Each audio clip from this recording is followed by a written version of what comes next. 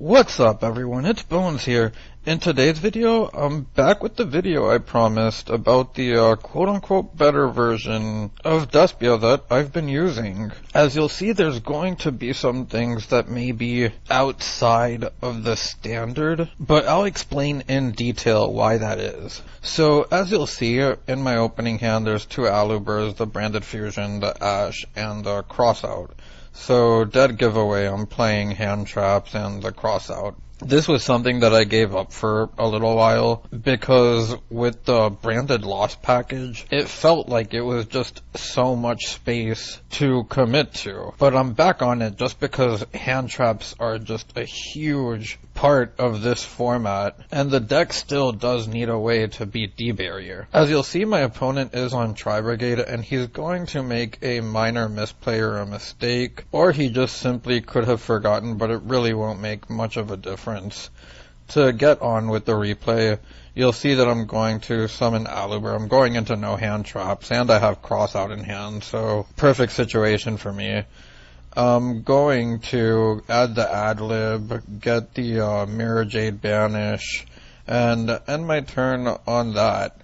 So my opponent is now going to imperm the Mirror Jade, which was the misplay or mistake. I don't know exactly what he thought there. He might have forgot that I used Mirror Jade's effect, but I'm not sure.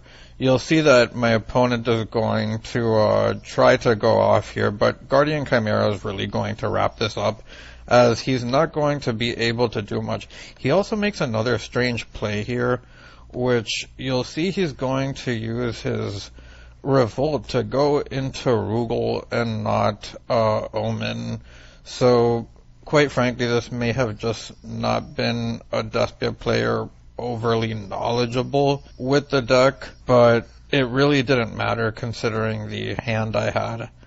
So I'm going to hit the Branded Fusion here and get the Albion to give me a Masquerade, and that gives me game. On to game 2.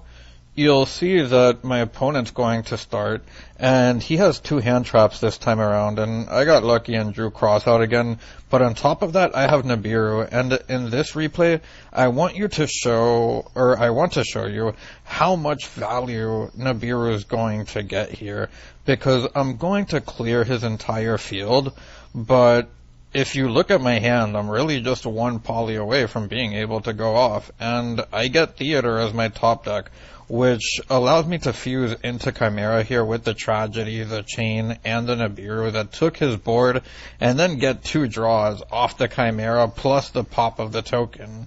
So I get Aluber here. I'm going to cross out the Ash Blossom, and my opponent just scoops it there knowing there's no way he can win. So onto the deck profile, you'll see that I'm on 3 Alubers, 3 Crossout, the 1 Called by the Grave, the 2 Albaz, the 1 Snow, the 3 Branded Fusion, the 3 Ash Blossom, the 1 Comedy, the 2 Tragedy, the 1 Adlib, the 3 Opening, the 2 Nibs, the 1 Droll, the 1 Banishment to play around Crow and Bell. The Fight for package, I'm actually playing 3 Patchwork and 2 Chain. I know that the math says you want to play 3 Chain and 2 Patchwork, but I think it's a two-way street, because the math for the 3 Edgem chains is more so about resolution than seeing the patchwork itself. When you play 3 Patchwork, you're banking on drawing 1 with Opening or just a poly or something, or discard it off Lubellion to get your Patchwork, and resolving Patchwork as most as possible. But in today's game, where the game is so fast, and 1 Patchwork can be enough to win the game, really, I don't necessarily think you have to resolve it multiple times, even if it means having 1 or 2 dead cards in deck from time to time. The amount of times that you also see multiple Edge Imp, I just felt is kind of bad, and makes the deck overall less consistent. And the same with the Double Tragedy. Even though I'm on 3 Alert, I didn't want to max out on the Tragedy because I wanted to keep this deck at 40. You'll see that I'm playing the absolute bare minimum of the cards I need in order to do what I want to do the most consistently, while also being able to interact with my opponent. You'll see the Theater here, the lucky top deck in the last game, the 2 polys, the 2 branded in red, and the triple allures, which I'm on just to turbo out the deck. So up to this point, I was trying to avoid the patchwork engine because I felt it took too much space because I was also playing the branded Lost engine, and like everyone else was on the patchwork and Lost package, which in my opinion made the deck too bricky. On top of that, with the movement going into crossout now, I feel like playing Lost is just win more, because realistically Merc can be any of these hand traps. Even crossout can be strong, and you're playing through hand traps anyways with the way that the deck plays and the fact that you have crossout and called by. You'll see that there's no Veiler Imperm here, and it's because Comedy will help you play around the Veilers and Imperms. If you don't have a way to play around them, you just send it off the fusion. And the only thing that really stops that is a Bell on Lubellion, in which if there was one thing, I did try the 2 Ash and 1 Bell. I think that's also a possibility, but I felt that 1 Bell wasn't coming up enough, so I went back to 3 Ash. As for the extra deck, it's the exact same as the Mystic Mine build that you saw, and same explanations. You resolve the Chimeras multiple times, the Masquerades you make multiple, the double Albion, double Lubellion, and double Mirror Jade, which is standard. The Alba Lenatus, which is a really good card for the grind game, and can be a strong weapon against the Dragon Link deck. Then the Brigrind, again, just if you need to send ad libitum off of branded fusion and already made Lubellion, while also being able to special summon your Albaz in the end phase, as it's the only card in your extra deck that can, which helps you play around Nib if you don't have the crossout. Then the Q, the Starving Venom for the Towers-like monsters, and the Dragos Depelia. As for the side deck, I also tried to make it as standard as possible with the 1 Crow, which could be Bell.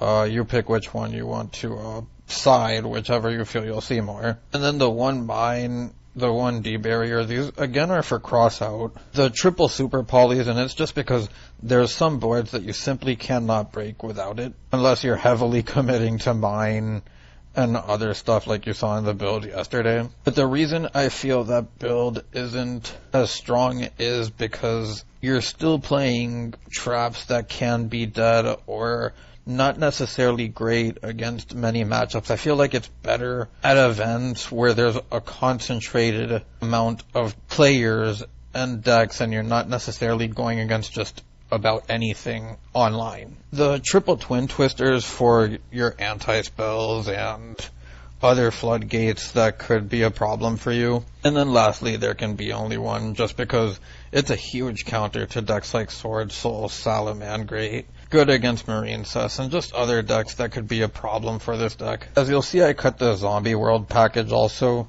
and I did so because having the crossout version, I wanted to be able to cover as many decks as possible. To close out the deck profile, there is 2 things I want to add. So I do like Dramaturge, and I do want the 3rd Albaz, but again, I wanted to keep this deck at 40 cards.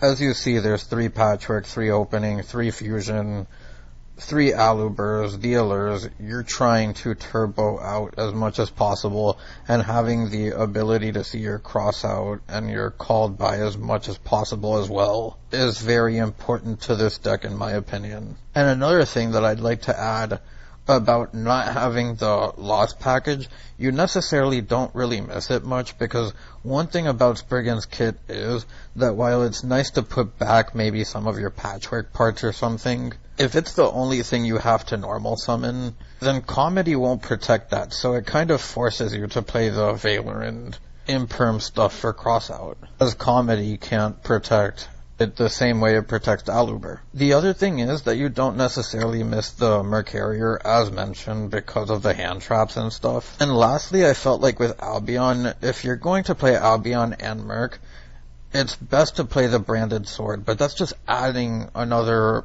card to your deck, because I didn't feel like playing multiple Mercariers was right either, as there's just too many hands where you can get with cards like this and your Mercariers, and it's just not good. Having these at 2/2/2 with the 3 Allure the polys, and the theater is just a better way to get cards you may not need out of your hand and either into the graveyard to search you cards or just to banish to draw. But that's it for this video, and I hope you enjoyed. If you have any suggestions, feel free to leave them down below. It's Bones, signing out.